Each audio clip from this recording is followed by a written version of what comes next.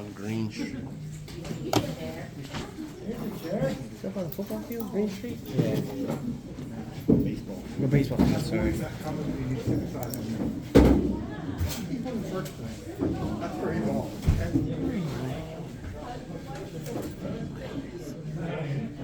How you doing tonight? Good, and you?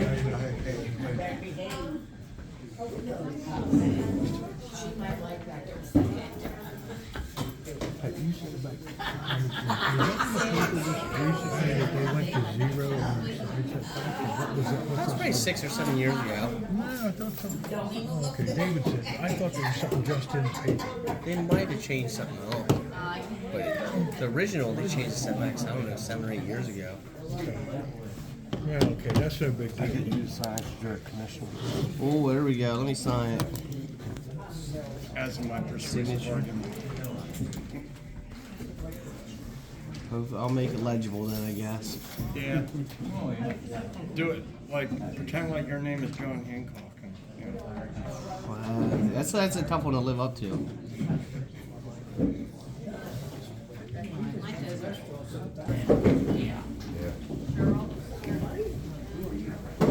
Marley, here. Nicole, here. Mike. Alan. Aaron. Larry. Brian.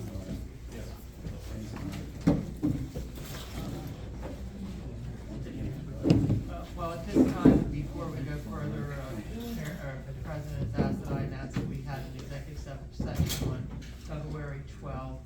We discussed two matters. The first was a legal matter relating to potential agenda changes and the legal consequences of that. And then number two, we discussed a personnel matter involving a citizen complaint. And that was covered the two items we discussed in executive session. Engineers report.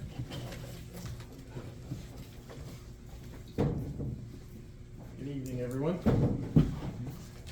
I have two items to talk with you tonight about. The first one is the Pennsylvania Avenue project, which I seem to come to discuss and mention each meeting here. We have the change order is all put together. It's in the hands of the contractor. There was one issue related to damaging of some water curb boxes, so we're working through that with the contractor, and I expect within a week or so we'll have that finalized number. But as I mentioned at the previous meeting, I think that number is going to end up being lower than what the estimate of the 25,000 that we had discussed previously. So that's good news. The other item is we've talked about getting grants into the borough. And there are a number of grants, and I know we've had discussions about budget constraints and so forth. Taylor and I had a meeting last week because there are a number of grants that have opened up. There's the Act 13 Greenways, Trails and Rec grant application. There's the DCD Multimodal Transportation Fund. There's a PA Small Water and Sewer, and then the DCNR Community Conservation Partnership Program, which is called C2P2. They all have matches of varying degrees, which may be difficult for the borough at this time. But one opportunity of all of those that we thought would be something that you all might consider is the Greenway Trail and Recreation. We'll call it the GTRP. That program is used for trails, recreation, parks, and things of that nature. And I know there's been a good number of discussions about parks and how to improve those. So as we were looking at Divon Park, there was a previous project using CDBG funding. Unfortunately, we couldn't take it as far as we had hoped to, and we saw this as a potential opportunity for you all to consider to come back. Now finish that portion of the project. You already have paving in the court area. You already have a new fence around and some other improvements, but it's not really fully usable for the community. So what the next step would be putting down an athletic painted surface, and then installing a tennis / pickleball nets and basketball hoops to make that area fully usable for the community. So we thought that might be a possibility. The GTRP grant is a 15% match, which is not too onerous. And talking with our landscape architect at Keller, we feel that a good number for both the construction, the engineering associated with it, including bidding, and then construction management, would be approximately $60,000. That's just a round number to give you sort of an order of magnitude. We would come back and we would do a final estimate, but we're in that range. And so your match would be in the range of $9,000. So that's a consideration for you. There is an application fee of $100 as well. You're certainly not certain of getting the funds, but I think you have a good shot because it's a smaller grant application, and you're showing that it's a follow-on project to work that you've already committed to and have done. And I think that would, making that usable for the community would be a good opportunity anyway, if that's something you consider. And then adding on to that, there is the possibility that you could apply for the county's Act 13 funding as well, and that could cover most of your costs as well. Now, obviously, both of those have to be successful, but it is an opportunity. I contacted the person who administers the GTRP program for DCED just to confirm that local Act 13 money could act as your match. And he confirmed that in fact it is an allowable match. So that would bring your total down to a very small amount that would be at the local level. So I don't know if that's something that you might want to consider. Now the Act 13 will have to do that separately, but the GTRP is open now, and it's something for you to consider. So. Just a question, forgive my ignorance, I don't know what it means by athletic surface, does that? So it is a surface, it's more than just painting some lines. Okay. It's an actual full surface. It would have some coloration that you all could pick, and it would have lines on it, and what you would do for the tennis court was you would also paint pickleball lines as well, so it could be used for multi-sports. So it's like a surface that's good for you to run on with sneakers on and whatever? It's not slick. It's not slick, okay. Because if you just paint the lines, the pavement is slick in wet conditions. This would be a more of an all-weather type of surface, and it's appropriate for athletic events and people just in recreational use. So that's a consideration. And from our perspective, Taylor and I talked, and Taylor would be applying for the grant. She would do the application. What we would do at Keller to keep the cost as minimal as possible, that's sort of the arrangement we were talking about.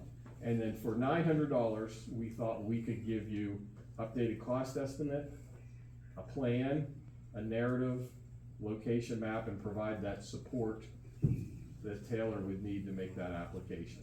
So what I would be asking for your consideration, if that's something that the council would like to move forward with, is if you would authorize us to move forward, it would be a cost of $900 now, and then we talked about the overall what the match might be. What's the deadline? The deadline is April 30th. I'm sorry, May 31st. May 31st. Act 13 is April. April. The counting deadline, I think, for Act 13 is April. It is. Okay, so, and the one concern that I think we had was, when are you going to get notified of the GTRP versus you have 1 year once Huntington County would, if they were to grant that. But, it's my understanding that Huntington County would work with the council, because they wanna see successful projects as well. So I don't know that that's gonna be an issue. I believe they would absolutely work with you. Well, there's certainly been a lot of interest expressed in pickleball in the area. And Marty, you've been on the Parks Committee for a long time. What are your thoughts on it? Well, kids in that area, some of them asked me, and one year I got them, they got some, I wanted to ask you, so there isn't any change orders. Some of the kids down there asked me about, like soccer, you know, or badminton and stuff. So, on the Instead- court area, We or? have a lot of basketball already, that really, you know. Well, they have one court at this point, and this will give them the second court, I think, is that, For the older ones, but I'm talking about the younger kids that really need something to do. okay. Right, well, you know, I know we're supposed to have a Parks meeting at some point. I was just wondering your thoughts on his idea and Taylor applying for the grant, since you've been on the committee a long time. Well, yeah, I think, you know, that is good. Would anybody like to make a motion to have them start for the grant? Just a question on the floor. Yeah, there's no question. On the floor. Oh, I was gonna say, I'm on the Huntington Community Center Board, and we have the pickleball group, and I was actually gonna talk about that. That's nice you brought that up, because we were looking at it, and they have Tyrone brings thousands of people for their pickleball courts, and in Huntington, we only got the 2 courts, and so we're gonna ask actually about using the courts down there for pickleball, because we think you could fit 6 courts in there. So that could be, we would help form a tournament that you bring people around the state to. So Okay, if I could ask Commissioner a question, they would bring in temporary nets as well? well, we were thinking temporary, but if you had them painted, that'd be better, of course. Well, we could paint, and so that is one thing, maybe you don't put one on just the tennis court. Maybe you have one that's on the tennis court, but maybe you also paint additional, as much space as we have. Yeah, As that'd be long great. as there were others bringing temporary nets in. We're not proposing to buy temporary nets that the borough would own necessarily, but you could make that as a possibility for groups, if they had temporary nets they could set up. Yeah, and as long as the because they make the tennis poles that come out, so then you could fit in Tyrone, you could fit 6 of them in there. So that definitely, I mean, obviously that could change the cost a little bit. We could have a discussion related to that, but I think there's definitely a need. I There's a think- big need. In Huntington alone, there's a group of 30 of them, and it's a growing sport. Well, I'm willing to make the motion. Anybody want a second?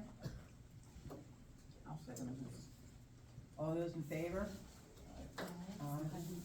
Opposed? I guess I'll start with that.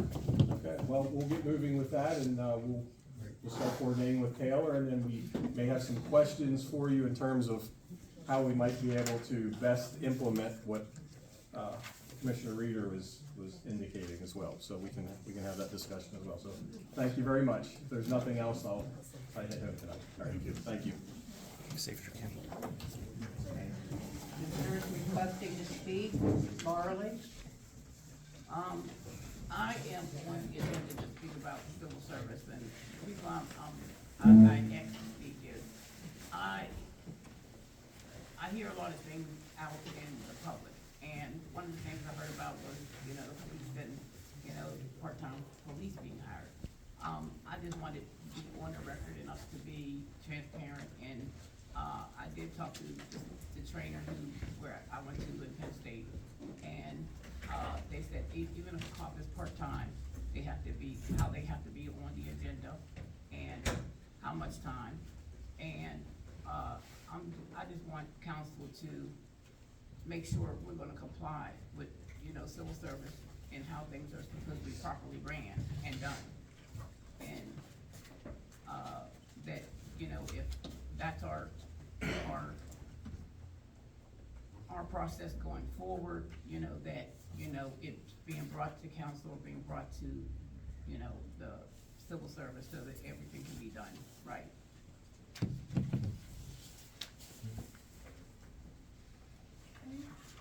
Daryl? Is Daryl Francis here? Okay. Nathan? Hi, I have two things that I would like to speak about. The first one is that I passed around the petition to reduce the size of council. I took it door to door in the borough of Mount Union. I went across all three boroughs to get signatures. Wards, I'm sorry. Thank you. I went across all three wards to get signatures. And I was only we were only required to get 73 signatures. I got 94 and stopped there. The ink was freezing in my pens due to the cold temperatures. I can just tell you that there was an awful lot more signatures out there that I could have gotten. I could have easily went 100 and way beyond that if I wanted to. But it just got to be a lot with the ink freezing in the pens due to the cold temperatures. So that made a real obstacle for it. I just hope that this process would continue to move forward as far as its reduction. It's sort of later in the agenda, so the council will be discussing it down at 18C. Oh. Okay. Kathy Wilson? Hello, my name is Kathy Wilson. I'm here to talk about, some of the zoning requirements we have in our borough about, building on lots and stuff. The paper I had that had a lot of my information unfortunately got left at home, so I'm gonna ask Dwight, who was at our planning commission meeting when we discussed this, to stand and tell you why the zoning needs to be changed, for the building. Because it's gonna increase your tax revenue in this borough to do that, to be able to allow people to build, make it more convenient with the size of the lots that are in Mount Union. So Dwight, if you could add a few sentences on that for me, I'd appreciate it. Yeah, I'm Dwight Rittenhouse. We've talked about this numerous times, and I just seen this evening, so far, Brian spoke and the council agreed to spend money that they don't have to put in more parks and commit to a future commitment of matching a grant or whatever.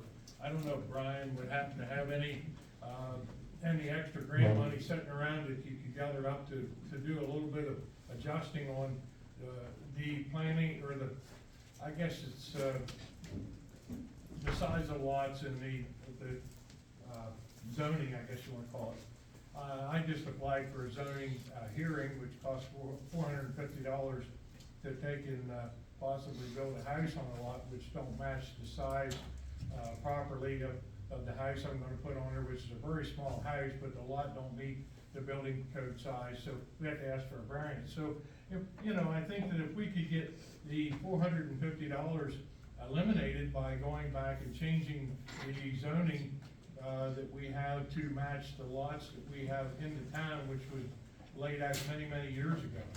I think it would help us to recover some revenue.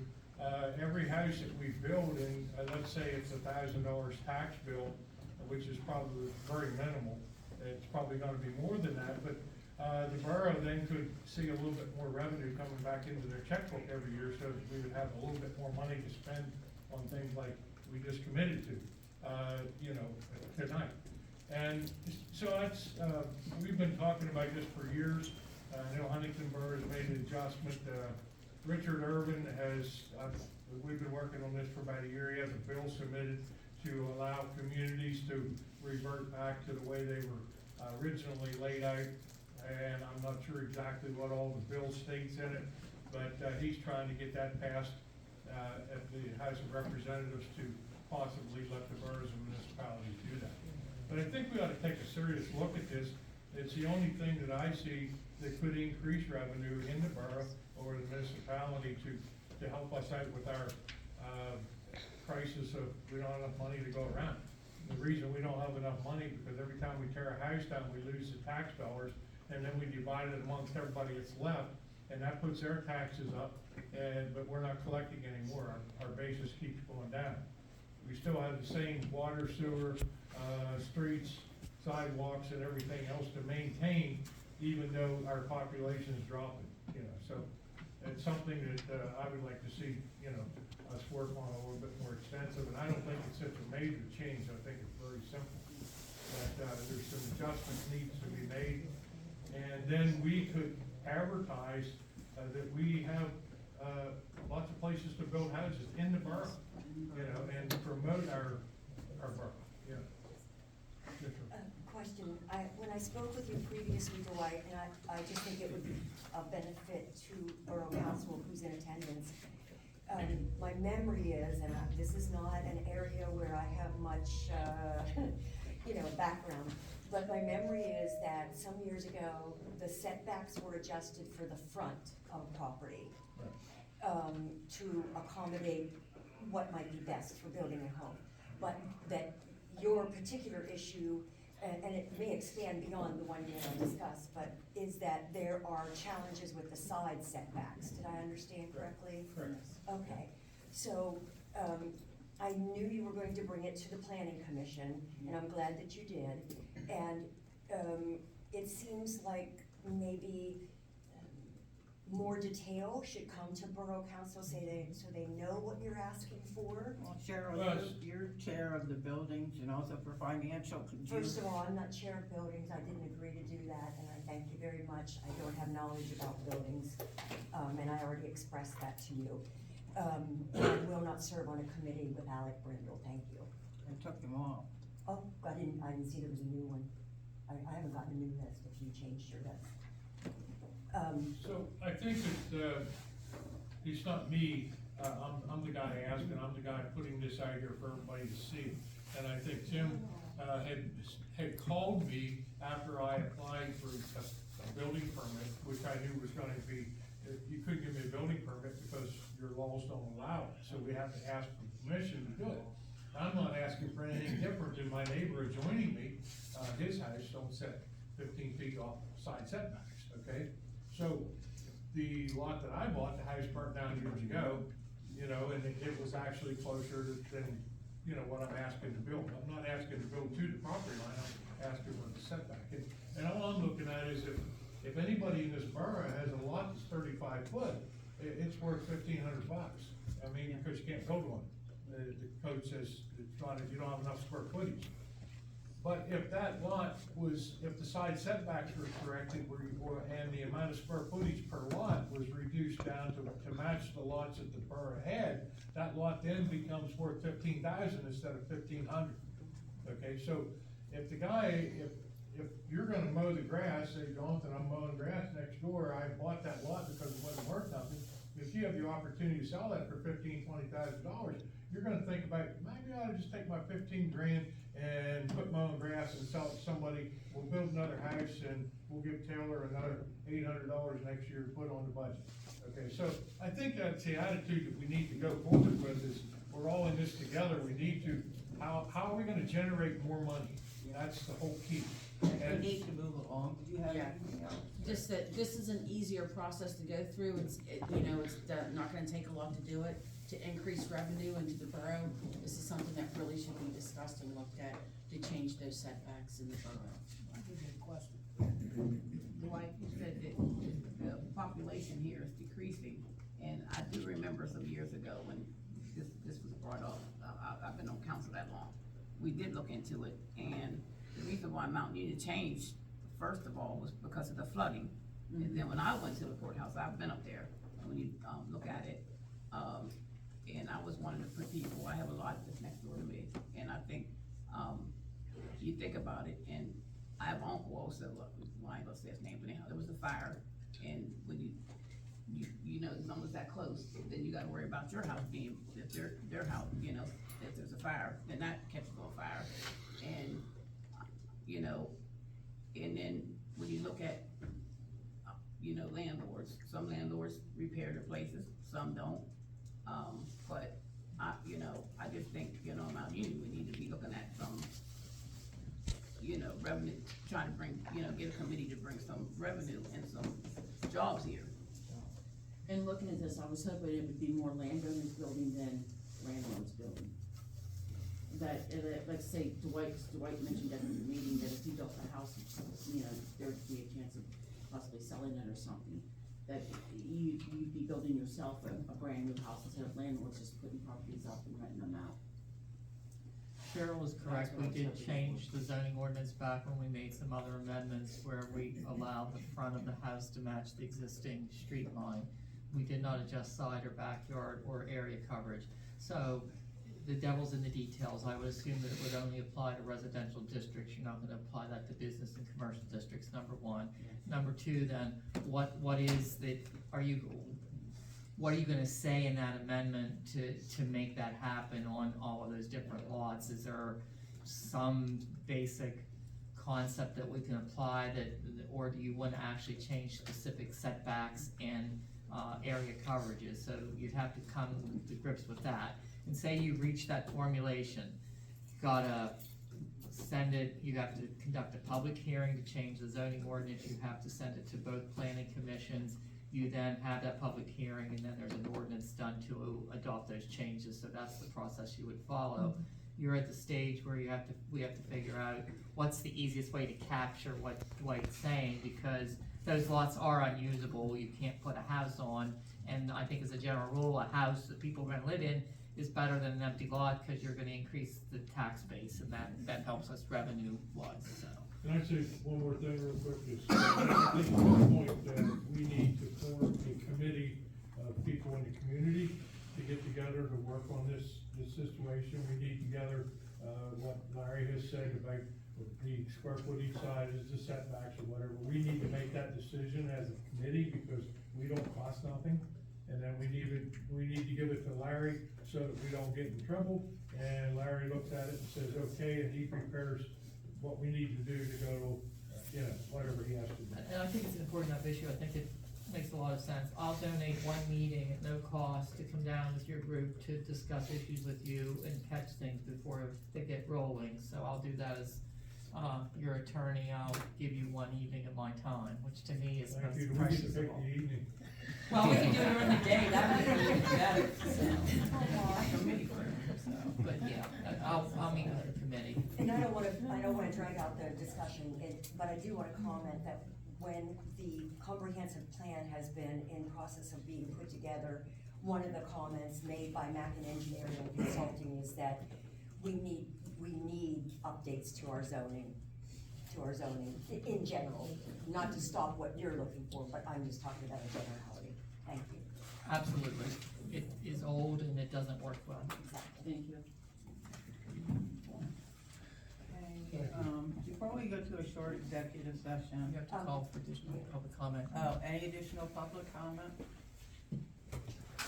Good evening, I'm Chris Witzel, your Borough Forester. I was just coming to give you an update. The timber contract at Singer's Gap is complete. That contract is done, and I have my bill here for the 10% that was agreed upon in the contract. So I wanted to present that this evening. Yeah, I saw that on the agenda, so Yeah, I'll stick it's around on for your that. agenda. Yep. So that's all I have. I'll stick around for the rest of it then. Thank you. Anybody else? Cheryl? I have made the decision that I need to either speak up or shut up. And that's kind of where I am with things with this Borough Council. And I want to share with you that I am very concerned for our borough. And this is not a comfortable thing for me to do right off the bat, but I am concerned about the procedures and the processes that we are not following as a Borough Council, as a borough in general. There was an attempt to revise our Borough Council agenda with no notice or approval by our Borough Council. And instead, the agenda was simply changed, and the item to request that approval was placed near the beginning of the agenda, and that was the one that was scheduled for February 5th. That would have belonged under new business. If you want to do something that's new, you put it under new business. If you haven't yet noticed, that same request is on the agenda that's in front of you now, and it is item 19A, items 1 and 2. And that request, which will be discussed later, is to restrict input at our meetings to only residents and taxpayers. And I have no idea how we would determine who those people are unless we knew everyone sitting in this meeting, where they lived, if they owned any properties, etc. And it's to move the visitor speaking to the very end of the meeting agenda. And I am looking forward to hearing more about the logic of that recommendation. In addition, our council president permitted our solicitor to reschedule our regularly scheduled borough council meeting of February 5th. This is not the role of our solicitor, and with his concerns about whether he could have participated technologically, just like I was planning to from a hotel out of the area. In addition, the notification of the public of the rescheduled meeting did not occur until the day before, which was February 4th. And my understanding is there must be at least 48 hours notice. And you can correct me if I'm wrong on that, Larry, please. And I mean that sincerely.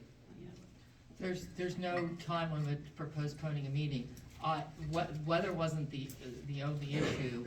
Because there was an attempt to change the agenda, I thought there were important legal matters that council had to discuss about that it wasn't prudent, and I agree with Cheryl's assessment, to change the agenda at the very next meeting. And I wanted to voice my legal concerns about a potential change without public discussion and input. That was the second reason. The third reason was that you were out of town and we wanted you to participate fully. And then there were concerns generally about, we were supposed to get the ice storm. It didn't materialize, ironically, but there were three reasons, and that's why the meeting was changed. It wasn't solely to benefit me, because I think all of you are gracious and kind enough that if my life were at risk coming down here because of the weather, you would say, stay home and you can call. So I just want to make that clear. Thank you. In addition, an executive session was scheduled for Borough Council on February 12th, entirely without any notification. In fact, as a council member, I had to ask the solicitor what specific matters would be discussed at that meeting. We are obligated under the Sunshine Act to inform you in a meaningful way as to what matters will be discussed when announcing the reasons for entering executive session. We can't simply state personnel matters, as we've done on tonight's agenda. See item number 6. That executive session, which I was unable to attend due to illness, was called to discuss the residents' complaint, as Larry mentioned, and the public's right for input at a council meeting. Most unfortunate was that I learned from our mayor that our council members were permitted to engage in a discussion about a confidential personnel matter that was not on the agenda for last Wednesday's meeting. And I don't believe it's a coincidence that this occurred in the absence of Joan and me. Joan was there. Joan left the meeting before that discussion occurred, according to her. She left of her own free will. Yeah, cause she I was left, there. I had 3 Good to items know. for This is, discussion. I'm sorry, Chair? I had the 3 items, that was on it. It was never divulged to you. And I didn't know at the time, so when I told you the two So maybe you're items, divulging it to certain council members and not all of us. Well, that's been I going on gave years. the 2 items that I knew of. This is important because the vote was to attempt to revoke a personnel decision that was made in December after a thorough investigation. It was voted upon at our January meeting and it was implemented on January 13th. In case you didn't notice, our council president also did not ensure that this evening's council meeting agenda was advertised and posted for the public to see until earlier today, and only after I asked, does anybody have the agenda? I haven't seen it posted. I posted the original agenda a month ago, and I asked Larry if I needed to post it again, and it was not necessary, because all I was doing was changing the format. Well, I don't know how that can be true when we added items back onto it and we took items off. I didn't take anything off of the agenda, it's the exact agenda, just in a different format. I will respectfully disagree with that statement, but Please thank you. just some respect, because there isn't any other night. Well, Taylor, I just respectfully disagreed with you and I get to do Okay, that. let's proceed then. Thank you. Finally, a resident complaint about a borough employee council member's behavior was orally discussed with me on January 9th as the personnel committee chair. The next day, I shared that fact with our newly elected council president. The resident then provided his complaint in writing on January 13th to both council president and to me. To this day, 6 weeks later, I've been informed that council president has not reached out to the resident, nor has anyone else reached out to him, even to acknowledge receipt on a formal basis of his complaint. When they had that, town meeting, he had said something, and I said, yes, I had it, and I even put it up in the air. So they knew that I had And that's how this. you're going to tell a resident that you got a complaint from them at a town meeting? He asked. Gotcha, okay. I made suggestions for conducting a non-biased, thorough, and timely investigation to the president on January 14th, with only a response for her that she was now council president and to, quote, give me a chance. Instead of making this complaint a priority, her first priority was to remove 2 council members with knowledge and experience in personnel matters, personnel law, and replace them with 2 others. I was never informed by our president that the same employee council member filed a complaint about the same resident regarding the same event, but with the Mount Union Police Department. But I now know that the resident's complaint to our borough of January 13th was copied to the police without the resident's approval. As a borough council member, I would like to know if our borough personnel committee or council otherwise has conducted any type of investigation of the resident's complaint.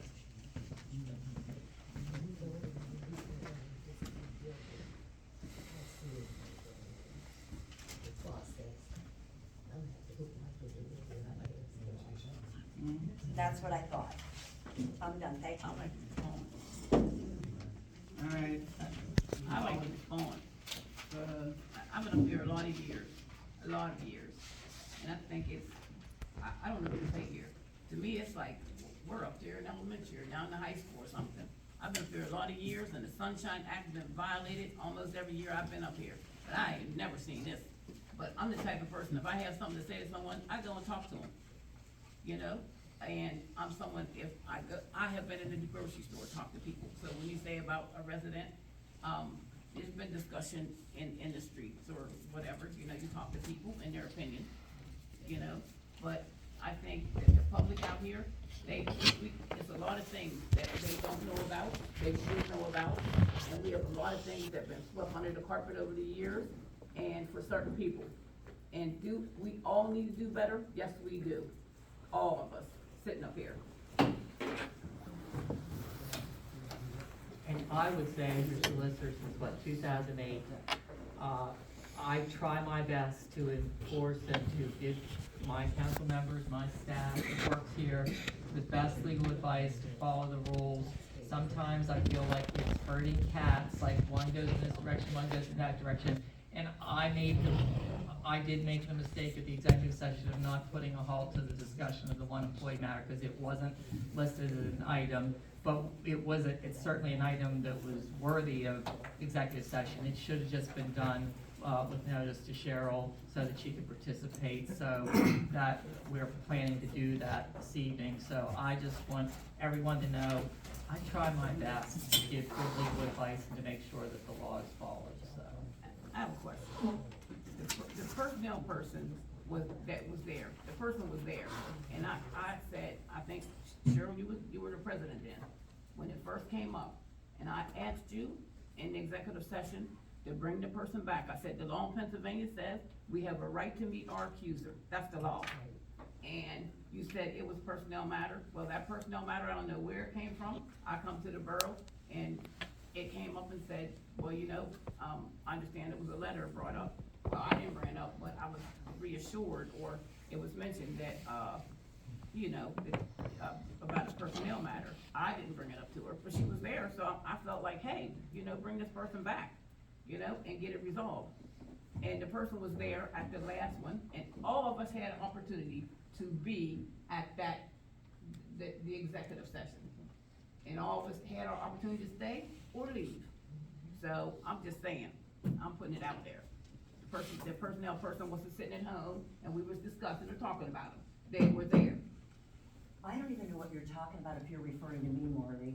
I really don't know what letter you're talking about. The personnel letter and the person. I don't know what you're referring to. The written warning. Yeah. The personnel letter. I think she's referring back to the original discussion. I see. Any additional public comment? I'm Della Adams, on behalf of Warren Southern Market area. We had a fishing derby on June the 7th. Registration is at 7 a.m. Fishing started at 8 and we end at 12. We actually need to deliver food on that day. And we're asking permission if we can use that. That's one request. June 7th, Devil? Huh? You say June 7th? Yeah. My second request is Tabernacle Church of God in Christ. We're having the Gospel Jubilee on June 14th. It starts at 9, from 9 a.m. until 4:30. I'm asking if you can block off that street that day. On West Walnut Street, I worked with the mayor before, so I'm asking you request for that.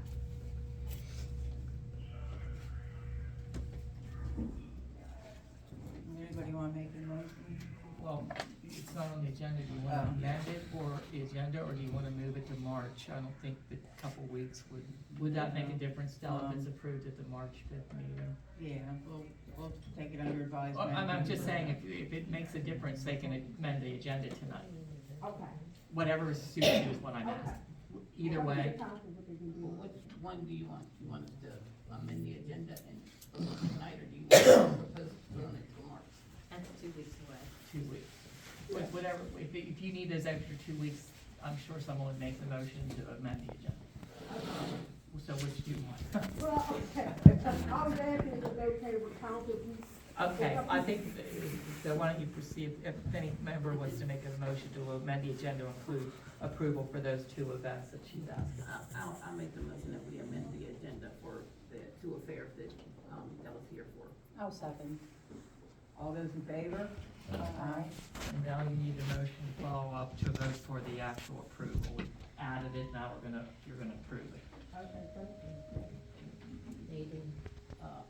I make the motion to, for Della to be able to have the, June 7th, June 14th from 9 to 4. Mayor, will you be able to take care of the,